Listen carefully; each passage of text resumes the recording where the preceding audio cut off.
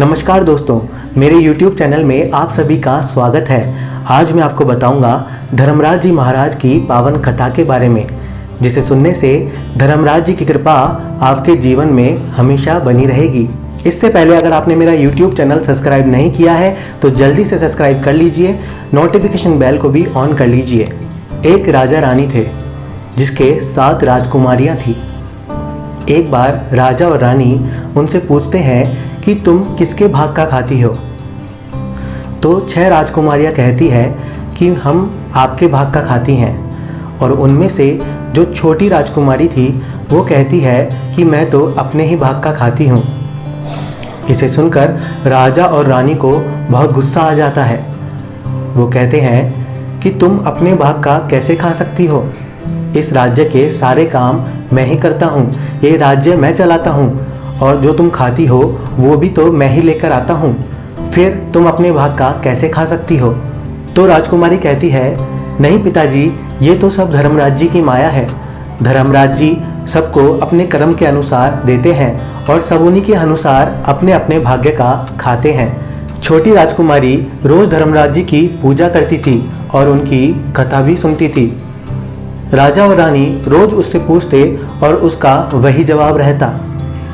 एक दिन राजा और रानी ने अपने 6 राजकुमारियों की शादी अच्छे वर देखकर कर दी, और छोटी राजकुमारी के लिए उन्होंने अपने मंत्रियों से कहा कि तुम्हें मार्ग में जो भी सबसे पहले मिले उसे पकड़कर ले आना, उसी से इसकी शादी करेंगे।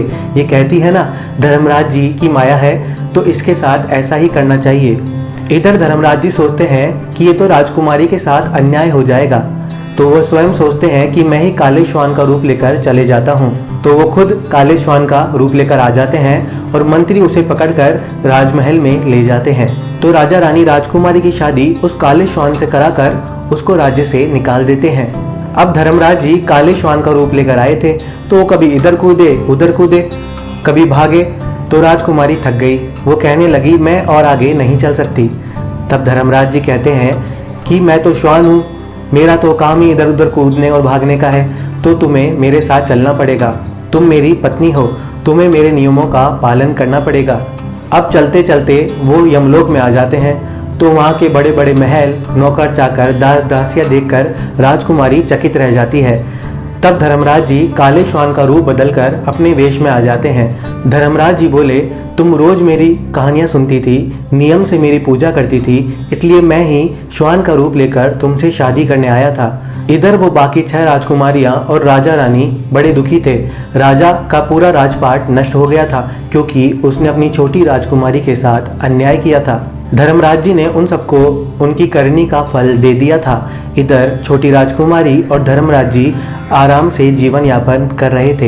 हे धर्मराज जी महाराज, जैसा आपने राजा और रानी के साथ किया वैसा किसी के साथ मत करना, और जो आपकी कहानी सुने, हुंकारा भरे, आपकी पूजा पाठ करे, आपके नियमों का पालन करे, उन सब पर अपनी कृपा दृष्टि बनाए रखना और अपना आशीर्वाद हमेशा देते रहना। बोलो धर्मराज जी महाराज की जय हो। अगर आपको वीडियो पसंद आया है तो इसे लाइक करें, शेयर करें और चैनल को सब्सक्राइब करना मत भूलिए, क्योंकि इसी तरह के और भी वीडियोस मैं आप सभी के सामने लाता रहूँगा। तब तक के लिए धन्यवाद।